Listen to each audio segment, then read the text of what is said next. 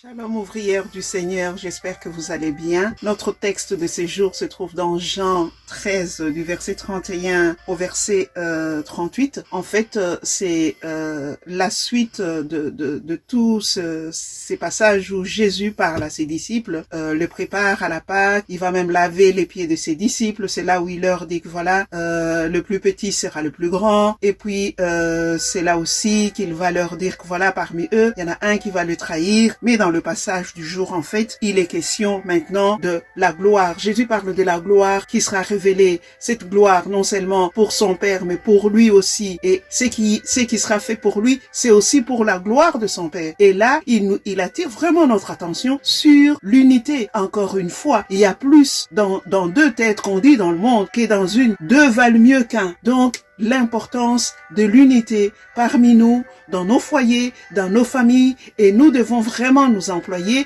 pour le transmettre et le vivre au quotidien. Et alors, au verset 34, et voilà que Jésus va dire, écoutez, son heure va arriver, et il donne un commandement à ses disciples, aimez-vous les uns les autres, comme je vous ai aimé, vous aussi, aimez-vous les uns les autres.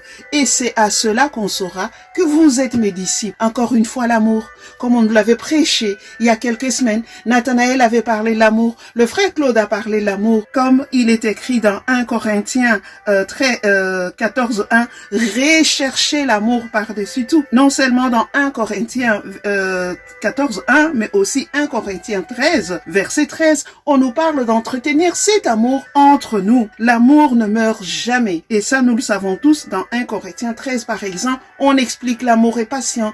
L'amour ne juge pas, ne soupçonne pas. L'amour ne pense pas du mal aux autres. C'est cet amour-là que nous sommes appelés parce que Dieu est amour. Il n'y a pas d'amour chez l'ennemi de nos âmes, là. Lui, tout ce qu'il sait faire, c'est diviser, c'est s'aimer l'incompréhension, les disputes et les querelles. Pourquoi? Parce que là, c'est un intérêt favorable pour lui permettre, en fait, d'opérer son œuvre de destruction. Alors que notre Dieu est amour. D'abord, quand tu prends le Père, le Fils et le Saint-Esprit, ils font un. Donc, Dieu nous appelle aussi à être remplis de cet amour-là, être débordés de cet amour-là, parce que c'est notre signe distinctif. On nous reconnaîtra à cause de cet amour. Mais comment est-ce que cet amour peut se traduire parmi nous? C'est par un regard, c'est par un geste, c'est par prier pour l'un ou l'autre, c'est aussi rendre visite à l'autre, c'est aussi pouvoir prendre du temps pour nous écouter les unes les autres. Et après, nous verrons que plus loin, Simon va commencer à dire au Seigneur, mais où est-ce que tu vas encore, Simon Pierre, où est-ce que tu vas aller, Seigneur? Moi, je voudrais venir avec vous. Exactement comme nous l'avons entendu à notre régnier des EDS, il était encore dans l'amour philéo, alors que le Seigneur, ce qu'il attendait de lui, c'était l'amour agapéo. Mais Jésus est vraiment amour. Même là aussi, il va tout simplement lui expliquer avec amour et gentillesse, tu ne peux pas venir là où moi je vais, parce que l'heure n'était pas encore arrivée. Et aujourd'hui, je nous appelle, mes bien-aimés, à rentrer, à aspirer, à désirer, à dire au Seigneur, remplis-moi de ton amour. Je veux que ton amour en moi déborde, au point que ceux qui seront autour de moi soient contaminés par ton amour.